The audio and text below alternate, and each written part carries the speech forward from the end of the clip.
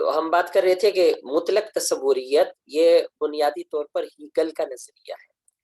تو آپ لوگوں کے سامنے تصوریت کے تحت 3 قسم کے نظریات آ گئے، برکلے کا، کانٹ کا اور ہیگل کا. تینوں ہی جدید فلاسفہ میں ان کا شمار ہوتا ہے، یعنی جو عہد جدید کے فلاسفہ ہیں. تو جو برکلے کا نظریہ ہے اس کے لیے موضوعی تصوریت اردو میں ہم کہتے ہیں، انگلش میں اس کے لیے لفظ استعمال ہوتا ہے سبجیکٹو آئیڈیالزم. یہ سبجیکٹو آئیڈیالزم ہے.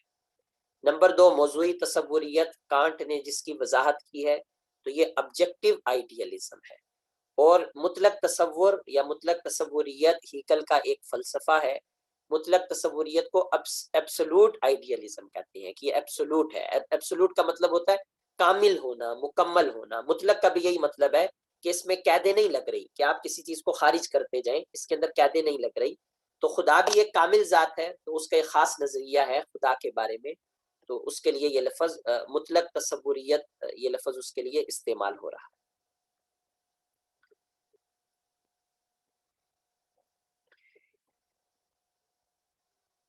جی اس کے بعد میں نے انہی کی تھوڑی بہت آگے وضاحت کر دی ہے، آپ دیکھیں گے تو آپ کے سامنے یہ آ جائیں گی سلائیڈز.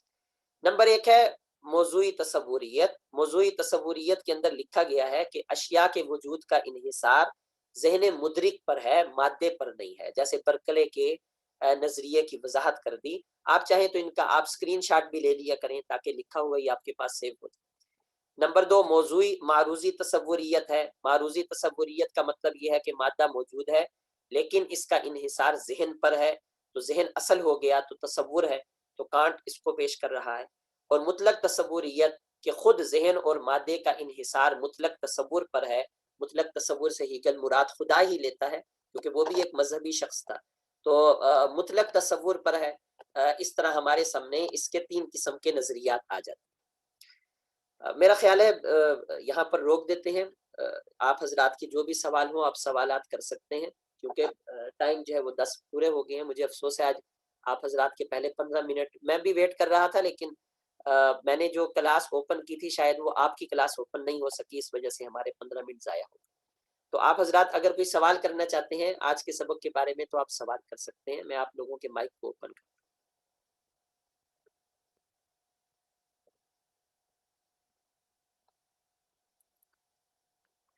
جی اب آپ میں سے جو بھی چاہے وہ مائک اوپن کر کے سوال کر سکتے ہیں.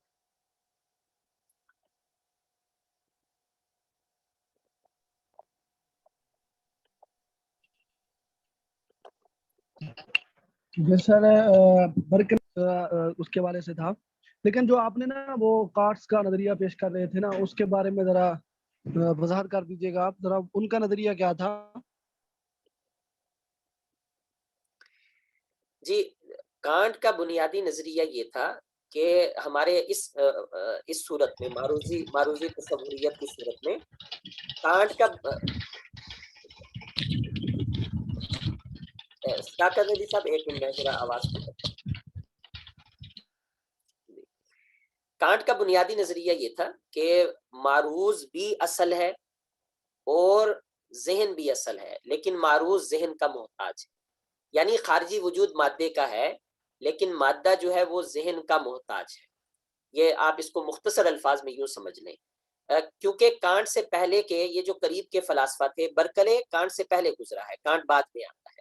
پہلے برکلے تھا اس کے زمانے کے قریب اور بعد میں ہیوم آیا، ڈیوڈ ہیوم. ان لوگوں کو کہتے ہیں تجرباتی فلاسفہ. ہم نے ان کا آگے تاریخ فلسفہ میں بھی پڑھ لیں گے. تجرباتی فلاسفہ کا مطلب یہ ہے کہ یہ تجربے کو اصل سمجھتے ہیں، لیکن ان کے ساتھ ایک چیز یہ تھی کہ یہ ساتھ ذہنی بھی تھے.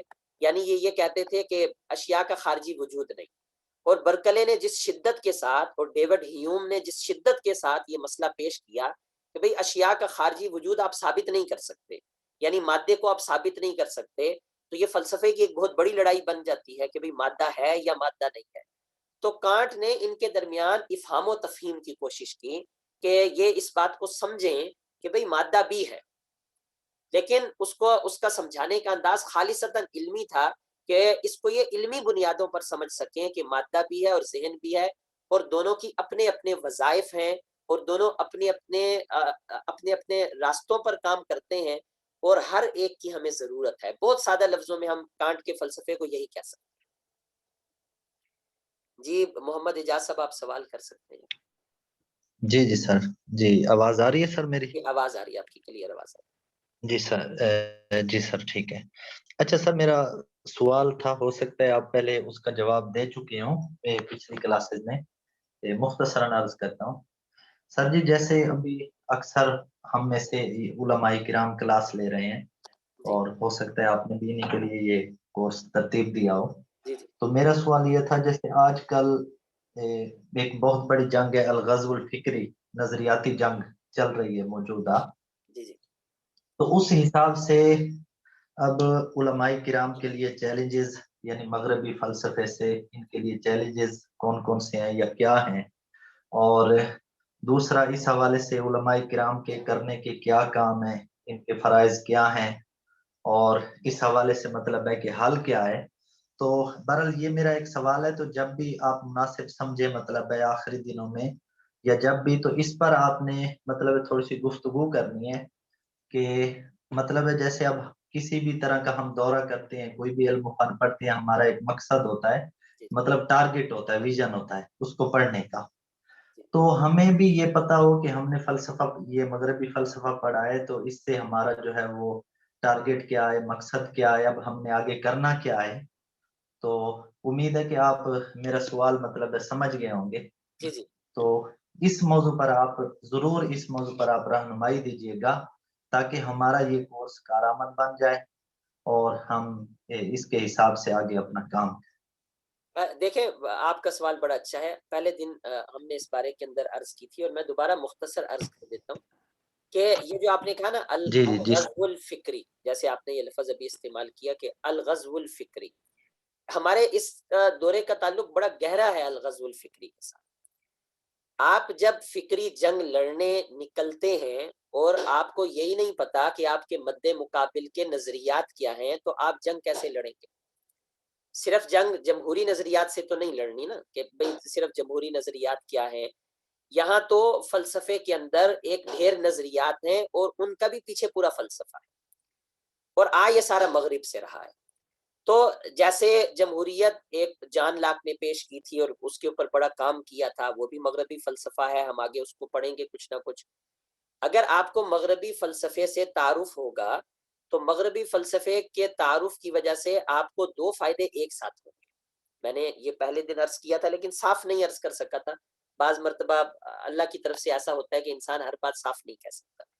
آپ کو دگنے فائدے ہوتے ہیں. آپ کو ایک فائدہ ہوتا ہے تکمیل کا. دیکھیں ہم جو بھی علم سیکھتے ہیں، ہر علم کا اگرچہ مقصد ہونا چاہیے رضائے الہی، لیکن بعض علوم خالصتاً دنیاوی بھی ہو جاتے ہیں کہ جن کا مقصد کمائی وغیرہ بھی ہوتا ہے.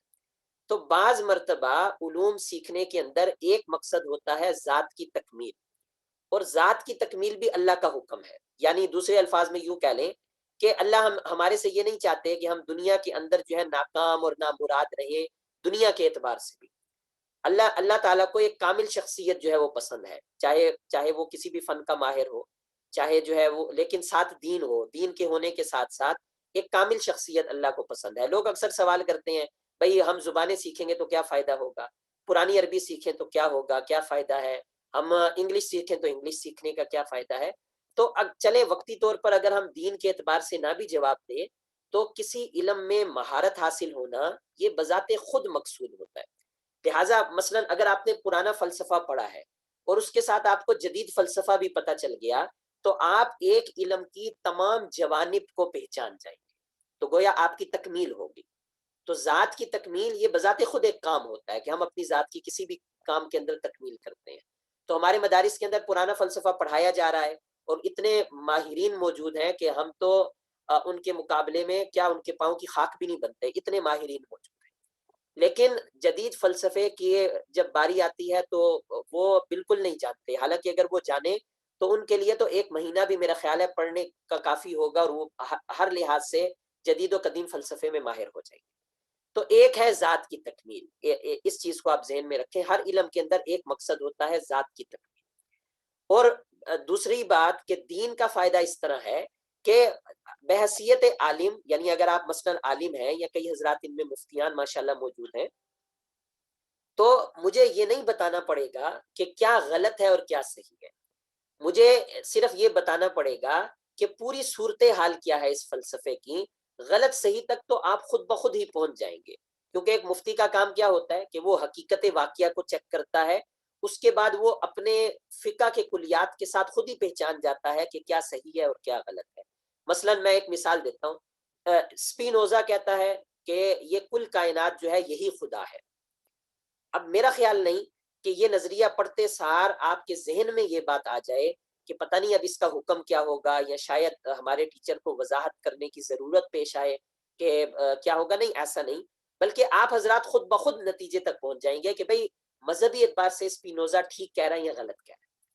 تو آسانی یہ ہو جائے گی الغزو الفکری کے اندر کہ جو ظاہری غزو الفکری ہے، یعنی جس پر کتابیں بھی لکھی گئی ہیں، ہمارے ہاں کتابیں بھی کچھ مل جاتی ہیں، ان کے اندر مغربی فلسفے کی کچھ خاص چیزوں کو جمع کیا جا رہا ہے، جن میں لبرلزم ہے، جن میں کیپیٹلزم ہے، جن میں سوشلزم ہے، جن میں ہیومنزم ہے، اس طرح کے کچھ ازمز کو جمع کیا جا رہا ہے، لیکن وہ مغربی فلسفے کا احاطہ نہیں کر رہے۔ تو جب آپ احاطہ کرتے ہیں تو کل کو آپ کسی بھی علمی محفل میں، ماشاءاللہ علماء کرام کی تو یہ خاصیت ہوتی ہے کہ کوئی مغربی فلسفے کا بڑا سے بڑا ماہر بھی ہوگا تو آپ کو عجیب نہیں لگے گا کہ یہ کس کانٹ کی بات کر رہا ہے، کس برکلے کی بات کر رہا ہے، اور پتہ نہیں ان کے اندر حقیقت کیا ہے۔ تو آپ کو کوئی پریشانی نہیں پیش آئے گی، آپ علمی سطح پر ان کو مذہبیات کے اندر آسانی سے استعمال کر سکیں گے۔ تو میں ذاتی طور پر صرف دو ہی باتیں سمجھتا ہوں کہ ذات کی تکمیل اور یہ کہ حکم آپ خود بخود پہچان جائیں گے۔ ہمارے جیسا طالب علم تو آپ لوگوں سے مسئلہ پوچھتا ہے کہ بھئی آپ بتائیں اس کے بعد اس کا حکم کیا ہے، لیکن یہ ہے کہ مسئلے کی وضاحت اتنی اگر ہو جائے کہ آپ حکم تک پہنچ جائیں تو جو مقصد ہے وہ مقصد حل ہو جائے گا۔ میں بڑا یہ چاہ رہا تھا، میری ایک خواہش تھی کہ ہمارے مدارس کے اندر جو اساتذہ فلسفہ پڑھاتے ہیں وہ ان دروس تک ضرور پہنچ جائیں، یعنی وہ یہ کر لیں کہ کم سے کم ہمارے دورے میں شرکت کر لیں، بے شک آج ہی سے کر لیں، کل سے کر لیں۔ معین الفلسفہ کوئی پڑھا رہا ہے، ہدایت الحکمت پڑھا رہا ہے، بیبسی پڑھا رہا ہے، صدرہ پڑھا رہا ہے، کہ اس کی ذات کی تکمیل ہوگی، وہ بچوں کو زیادہ بہتر طریقے سے پڑھا سکے گا، بلکہ ایک اور فائدہ بھی ہوگا کہ وہ اندازہ لگا سکے گا کہ قدیم فلسفہ کس درجے تک جا رہا ہے۔ مثال کے طور پر میں نے پہلے بھی عرض کیا تھا کہ آپ کسی بھی قدیم فلسفے کی کتاب اٹھائیں تو اس میں آدھا حصہ تو فزکس میں چلا جاتا ہے، آدھا فلکیات میں چلا جاتا ہے، اسٹرانومی کے اندر آدھا کیمسٹری میں چلا جاتا ہے جب آپ عنصریات پڑھاتے ہیں۔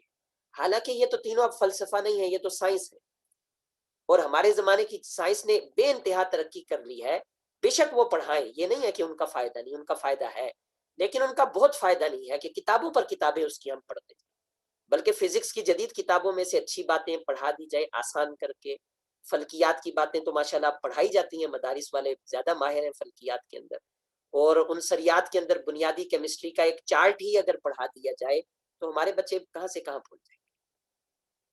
تو یہ میرے کہنے کا مقصد تھا، اور آپ کے سوال، میرا ذاتی خیال یہ ہے کہ اس کا جواب ہو گیا کہ علماء کرام کو اس کی ضرورت کیا ہے نا، یعنی ہمارے کہاں چیلنج پیش آتے ہیں اور اس دورے کا مقصد کیا ہے۔ تو میرے ذہن میں تو فی الحال یہ دو ہی باتیں ہیں، اس کے علاوہ اگر کوئی بات ہوئی تو انشاءاللہ ہم ضرور پیش کر دیں گے۔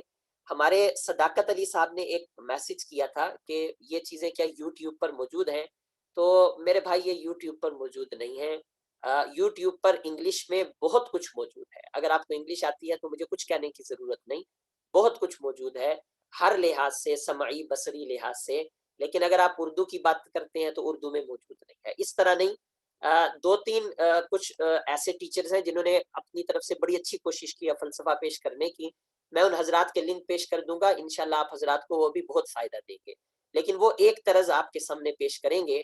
میں کوشش کر رہا ہوں کہ بقیہ جو ہمارے پاس 5 دن ہیں، فلسفے کی جو 3 طرز ہیں فلسفے پڑھنے کی، تینوں طرزیں آپ کے سامنے آ جائیں۔ فلسفہ پڑھنے کی 3 طرزیں ہوتی ہیں، ایک ہوتا ہے تاریخی انداز سے پڑھنا، ایک ہوتا ہے مسائل کے انداز سے پڑھنا، ایک ہوتا ہے افکار کے لحاظ سے پڑھنا۔ افکار سے مراد ہے کہ مشاہیر فلاسفہ کے نام سے پڑھنا، مثلا برکلے کون تھا اور اس کا فلسفہ کیا تھا، اسپینوزا کون تھا اور اس کا فلسفہ کیا تھا۔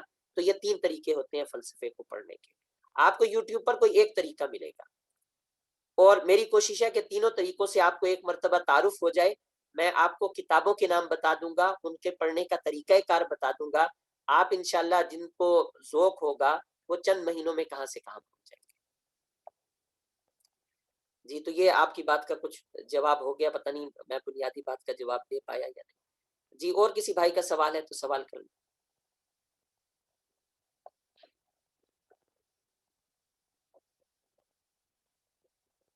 امیر حمزہ صاحب آپ کا کوئی سوال ہے؟ جی جی نہیں ہے، نہیں ہے. صداقت علی صاحب یوٹیوب پر نہیں ہے. ہلو السلام. وعلیکم السلام ورحمۃ جی سر آواز آ رہی ہے میری؟ اللہ. یہ آواز آ رہی ہے. ہلو. اب آپ کی آواز آ رہی ہے. ہاں جی سر، تو یہ مجھے میرا ایک سوال میرا ایک سوال تھا. تو یہ جو وحدت الوجود کے بارے میں محی الدین عربی نے جو یہ فلسفہ بیان کیا تھا، تو سر آپ کی نظر میں مطلب کہ یہ کیا اس نے صحیح یہ پیش کیا تھا، یا کہ مطلب کہ بعض روایت میں نے یہ بھی پڑھا ہے کہ بھائی وہ جو ہے اس کو کسی نے غلط بھی قرار دیا تھا، کہ وہ یہ کہ کیونکہ اس میں وحدت الوجود کا جو فلسفہ بیان کیا تھا اس میں جو ہے وہ یہ شرک ہو سکتا تھا. تو آپ کی نظر میں کیا یہ صحیح تھا، یا کہ آپ تھوڑا اگر بتا دیں تو.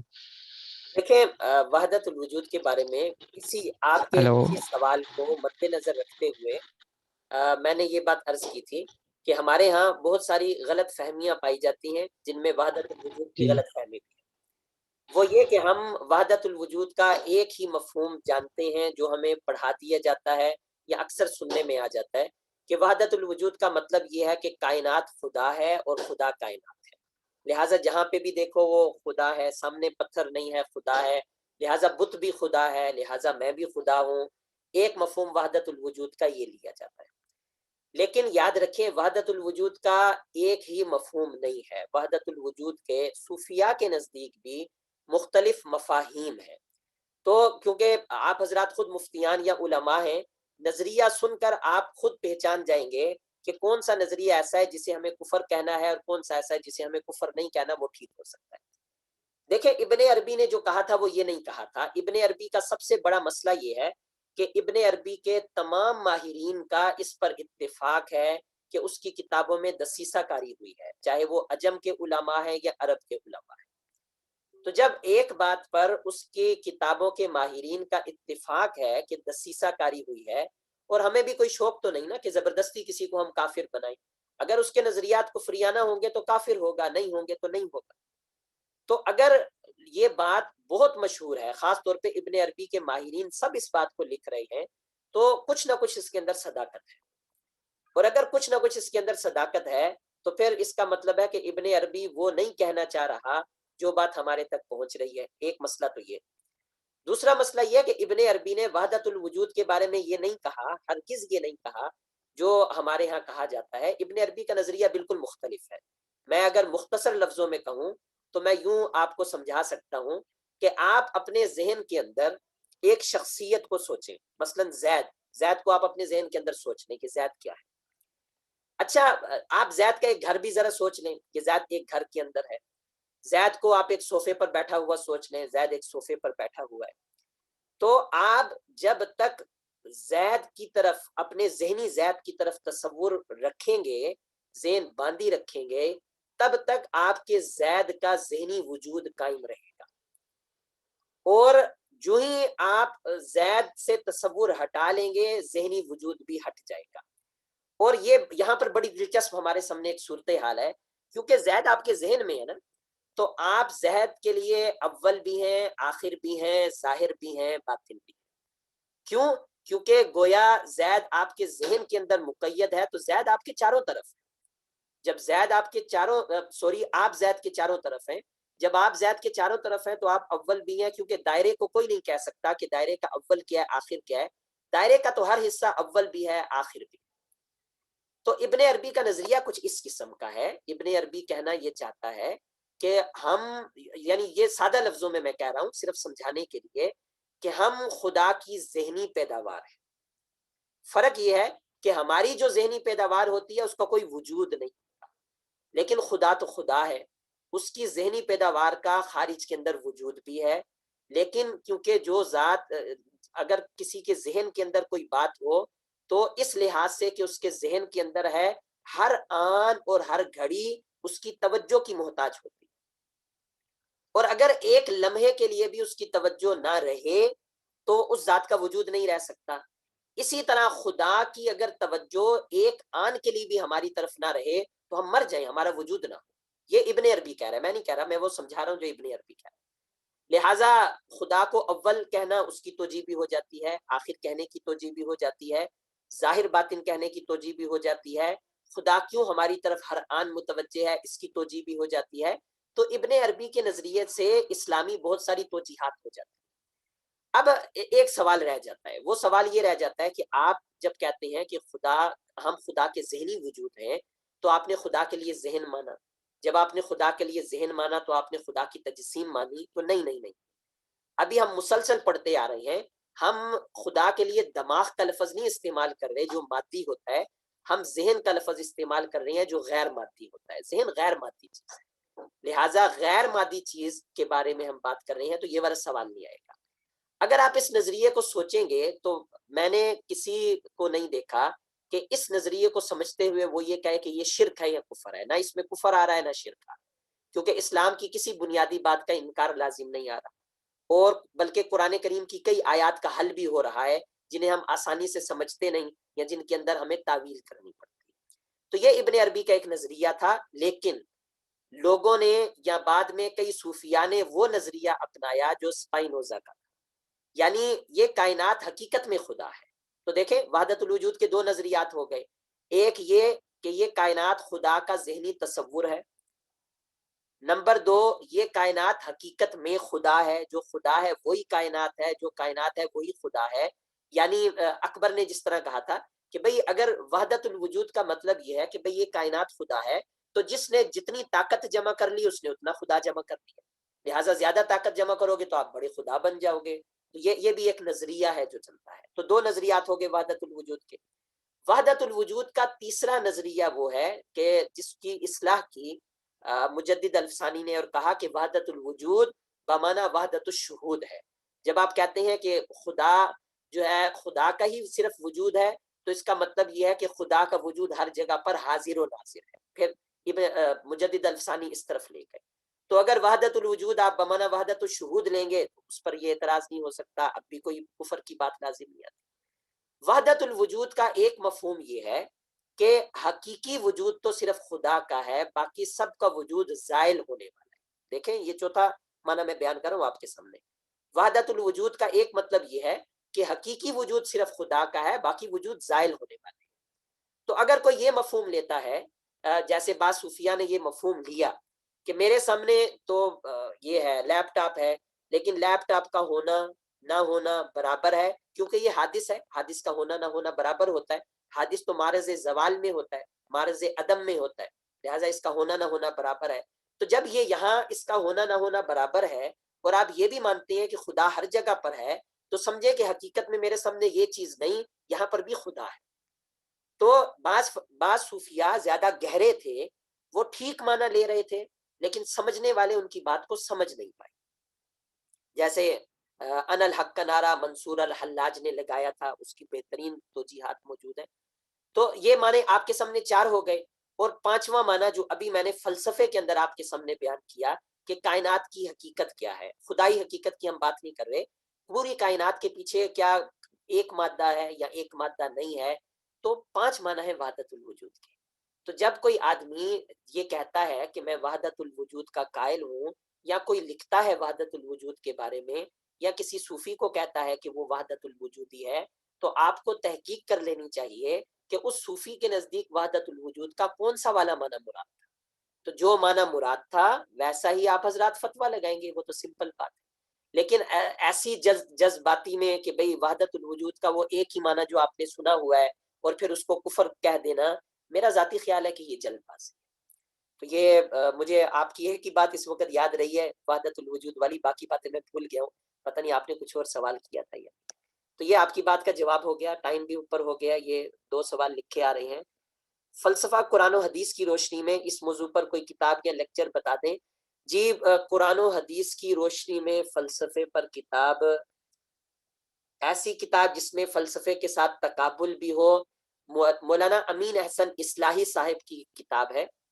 کتاب کا نام ابھی میرے ذہن میں نہیں، اگر آپ گوگل کی سرچ میں جا کر امین احسن اصلاحی لکھیں، ان کی کتابیں دیکھیں تو ایک کتاب ہے اس کے اندر انہوں نے فلسفیانہ نظریات پیش کیے ہیں، پھر ان کو قرآن حدیث پر پیش کر کے بتایا ہے کہ کیا ٹھیک ہے کیا غلط ہے۔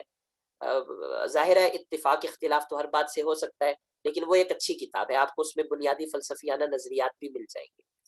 فلسفے کے جو مسائل ہیں ان پر قرآن حدیث سیرت کیا کہتی ہے، جی اس کے بارے میں ابھی میں نے عرض کیا کہ قرآن حدیث جو جواب دیتا ہے وہ اس طرح نہیں دیتا، قرآن حدیث دیکھتا ہے کہ قرآن حدیث کے موافق کیا ہے، مخالف کیا ہے۔ تو نظریات آپ کے سامنے ہیں، اور اگر آپ عالم ہیں تو میرا خیال ہے ان کا حکم بھی آپ کے سامنے واضح ہے۔ جی ٹھیک ہے، بس آج کے لیے اتنا کافی ہے۔ السلام علیکم ورحمۃ اللہ وبرکاتہ۔